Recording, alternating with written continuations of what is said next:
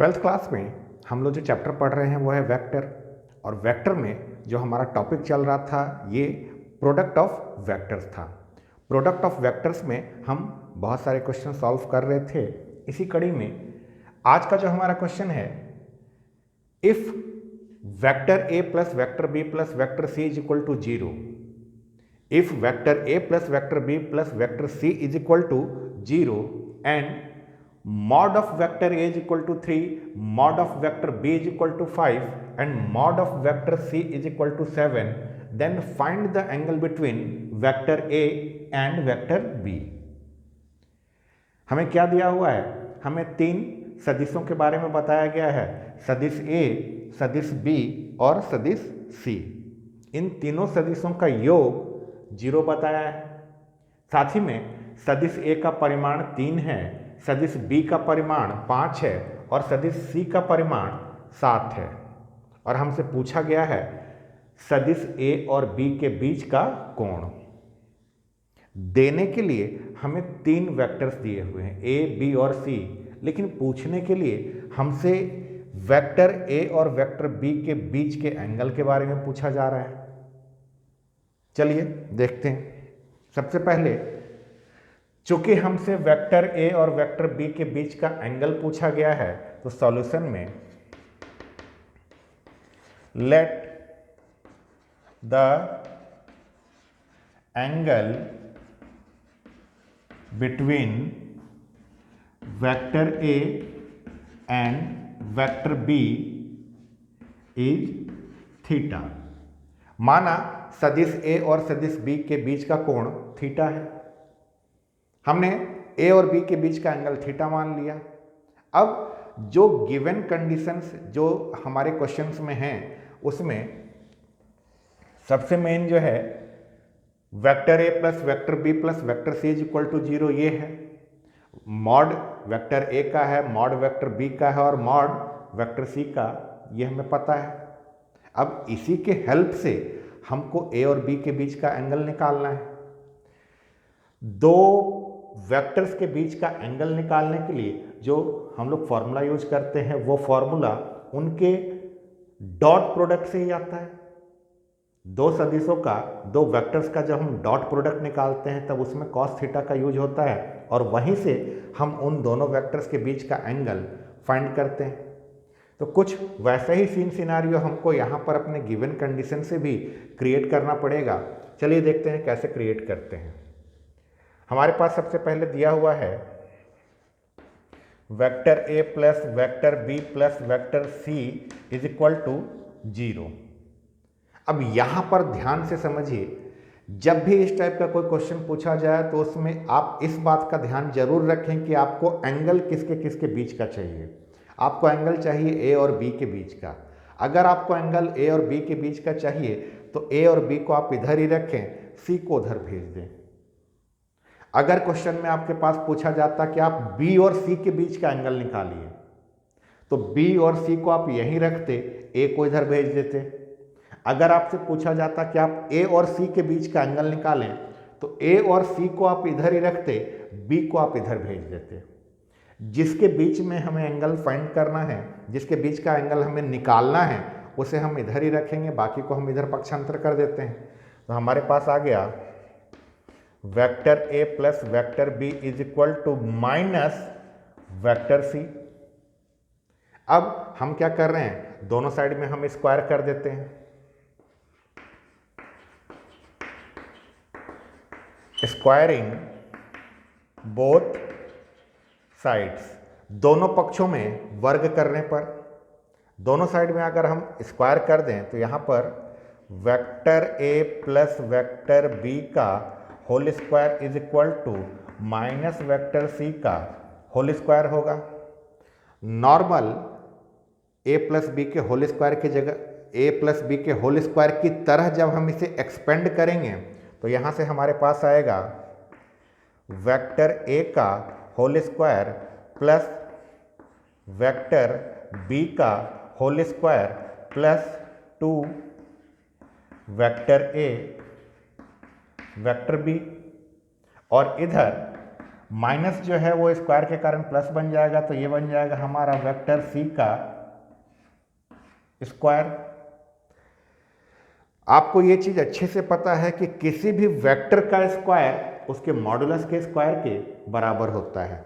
तो उस चीज का यूज करते हुए हम इस वेक्टर ए के स्क्वायर को क्या लिख सकते हैं, मॉड ए वेक्टर का स्क्वायर लिख सकते हैं, प्लस इसे हम लिख सकते हैं मॉड बी वेक्टर का स्क्वायर, और प्लस 2 इन दोनों के बीच में यहाँ पर इनटू है, तो ये कौन सा इनटू होगा, ये हमारा डॉट प्रोडक्ट होगा।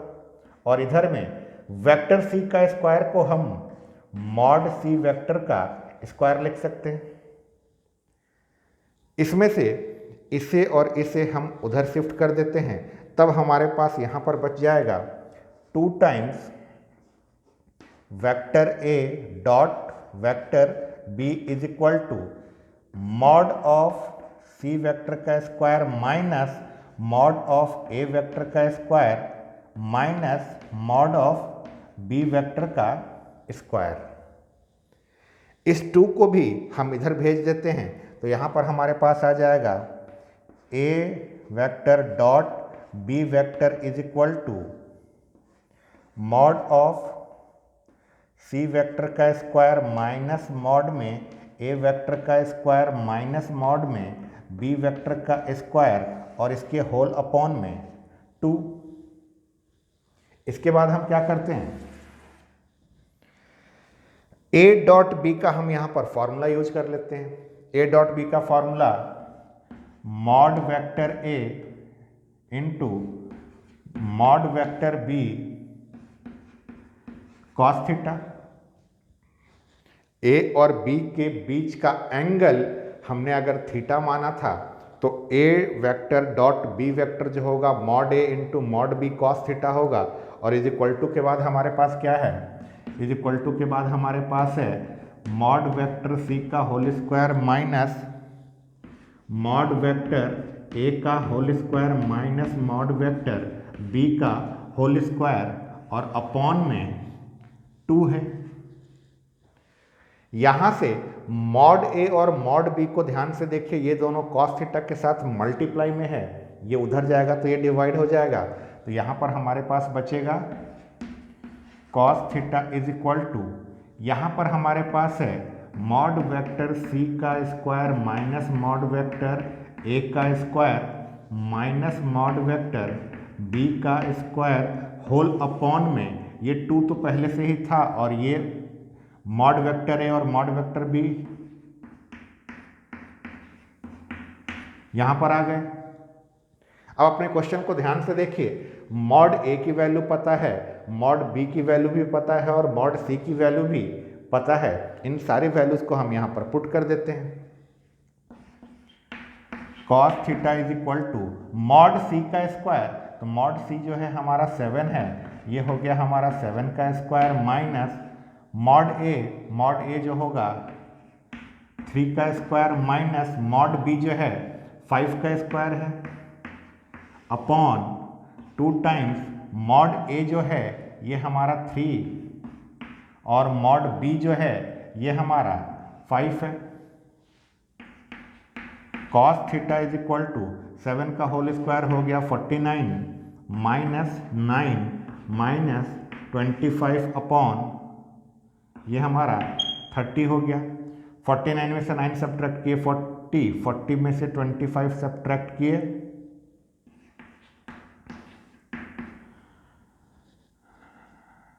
49 में से 9 को सब्ट्रैक्ट किए तो 40 में से आप 25 को सब्ट्रैक्ट कर रहे हैं, तो ये आपका आ जाएगा 15 अपॉन 30, ये कट कर आएगा 1/2।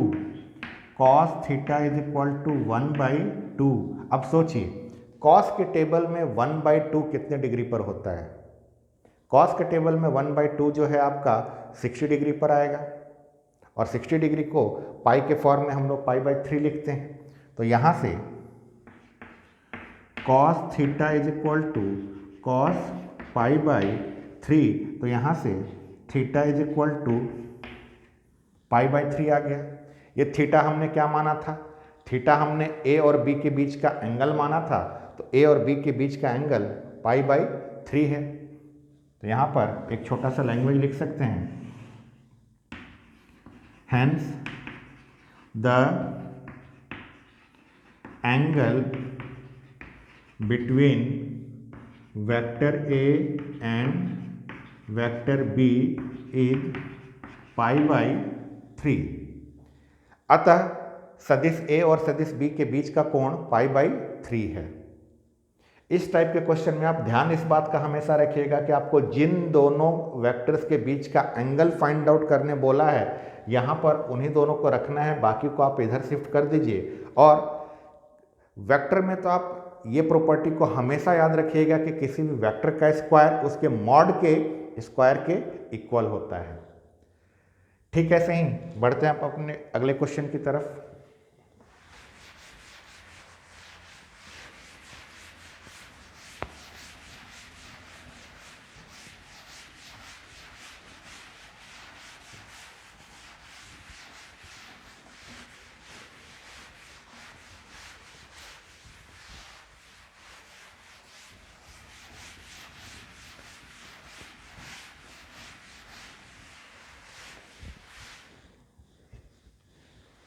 जो हमारा अगला क्वेश्चन है उसमें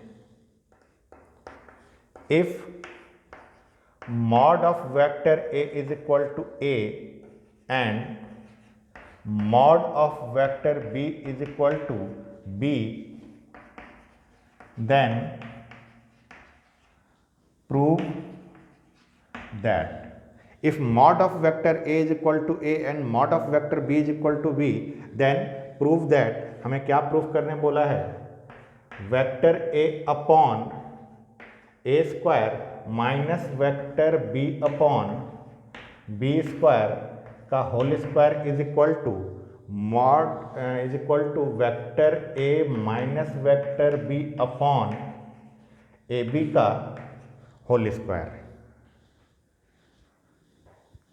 if mod of vector a is equal to a and mod of vector b is equal to b, then prove that vector a upon a square minus vector b upon b square का whole square is equal to bracket में vector a minus vector b upon A B का whole square.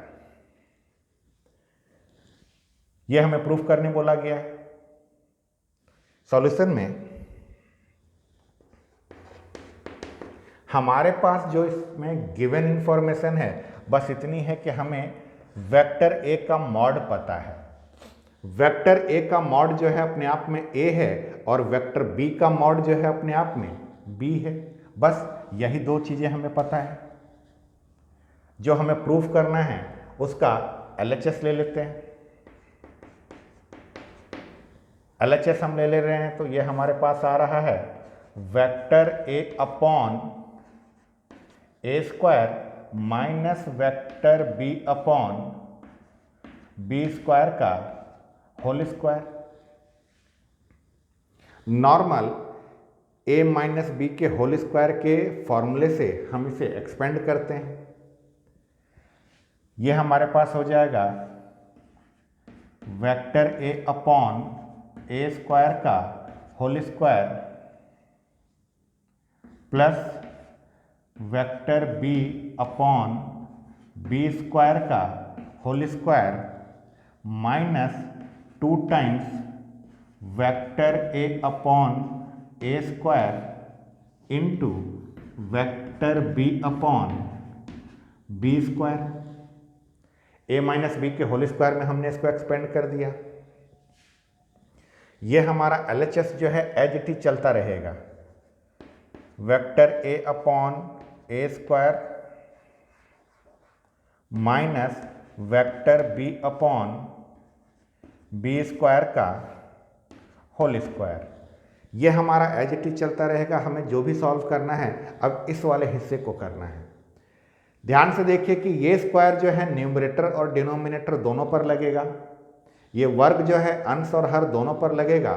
तब ये हमारे पास कुछ इस तरह से आएगा, वेक्टर ए का होल स्क्वायर अपॉन ए की पावर 4 प्लस यहाँ पर वेक्टर बी का होल स्क्वायर अपॉन बी की पावर 4, और ये जो है ये हमारा बनेगा -2 times vector A dot vector B upon A square B square.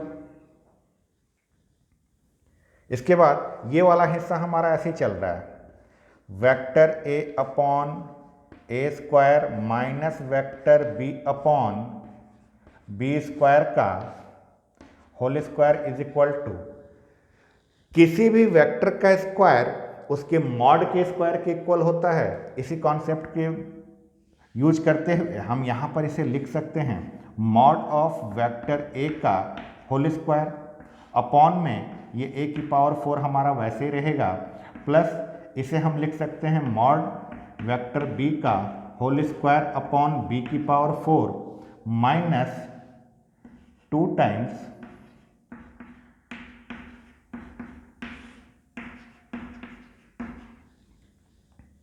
है।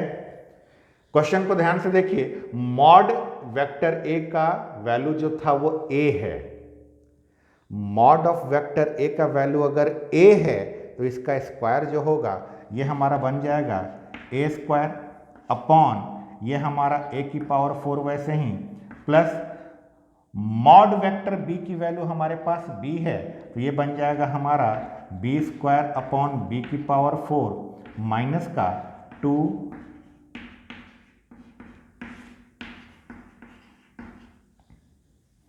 ये जब कैंसिल होगा तो हमारे पास आएगा 1 by A square plus 1 by B square minus 2 times vector A dot vector B upon A square B square. अब हमें इसका एलसीएम ले लेना है। एलसीएम लेने के लिए मैंने ये सोचा कि क्यों ना सबके डिनोमिनेटर को एक जैसा बना दिया जाए। सभी के हर को अगर एक जैसा बनाने का मैं सोचूं, यहाँ पर देखिए ए स्क्वायर बी स्क्वायर है, यहाँ पर ए स्क्वायर तो है, बी स्क्वायर की कमी है, तो क्यों ना ऊपर नीचे मैं बी स्क्वायर से मल्टीप्लाई कर दूँ। ऊपर और नीचे अगर मैं बी स्क्वायर से मल्टीप्लाई करूँगा तो ये हमारा आ जाएगा बी स्क्वायर और यहाँ पर भी एक बी स्क्वायर आ जाएगा। यहाँ पर बी स्क्वायर तो पहले से है, ए स्क्वायर की कमी है, तो क्यों ना इसमें पहले ए स्क्वायर डाल दिया जाए, तो ऊपर में भी मुझे क्या डालना पड़ेगा, ए स्क्वायर डालना पड़ेगा। अब ध्यान से देखिए, तीनों के तीनों डिनोमिनेटर सेम हैं, तीनों का तीनों हर सेम है, तो ऊपर वाले को मैं क्या लिख सकता हूं, यहां पर ए स्क्वायर बी स्क्वायर ये हमारा वैसे का वैसे ही रहेगा, ऊपर वाले को लिखा जा सकता है B square plus A square minus 2 times vector A dot vector B.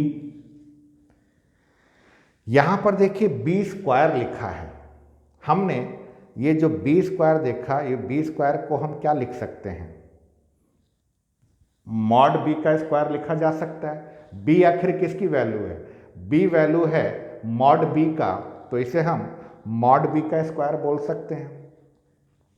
ये एलएचएस हमारा वैसे ही चलता रहेगा। मैं केवल इस आरएचएस को सॉल्व कर रहा हूं। इज इक्वल टू के बाद ये जो बी स्क्वायर है इसे हम लिख सकते हैं मॉड में वेक्टर बी का होल स्क्वायर, और ये जो ए स्क्वायर है इसे हम लिख सकते हैं प्लस मॉड में वेक्टर ए का होल स्क्वायर, और ये हमारा माइनस का 2 vector A dot vector B हमारा वैसे ही है, और नीचे में हमारे पास ए स्क्वायर बी स्क्वायर है। इसको अगर मैं सही ढंग से अरेंज करके लिख दूं तो मॉड वेक्टर ए का square plus mod vector B का square minus 2 upon A square B square. किसी भी वेक्टर का स्क्वायर उसके मॉड के स्क्वायर के इक्वल होता है।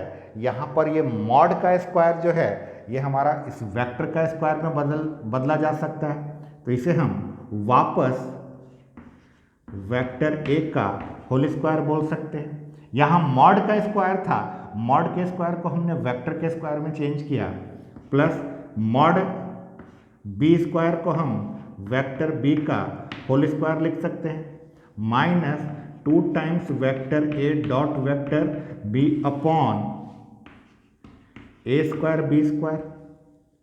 क्यों किया गया ऐसा? ऐसा इसलिए किया गया क्योंकि यहाँ पर जो ए और बी है ये वेक्टर के फॉर्म में है, ये मॉड के फॉर्म में नहीं है।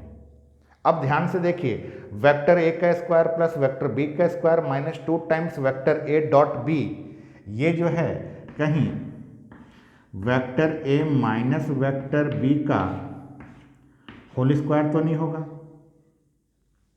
Vector A minus vector B का होल स्क्वायर और अपॉन में ए स्क्वायर बी स्क्वायर था। यहाँ पर इन दोनों को, न्यूमरेटर और डिनोमिनेटर दोनों को अगर मुझे एक ब्रैकेट में लिखना हो तो इस पर मुझे स्क्वायर लगाना पड़ेगा, और यहाँ पर मैं लिख सकता हूँ vector A minus vector B और यहाँ पर इसे ए बी। ये LHS को हमने लेकर सॉल्व करना शुरू किया। सॉल्व करते हुए हम जहाँ तक पहुँचे, ये तो हमें देखिए जो प्रूफ करना था वही लेकर आ गए। तो इस तरह से हमने इस क्वेश्चन को सॉल्व किया।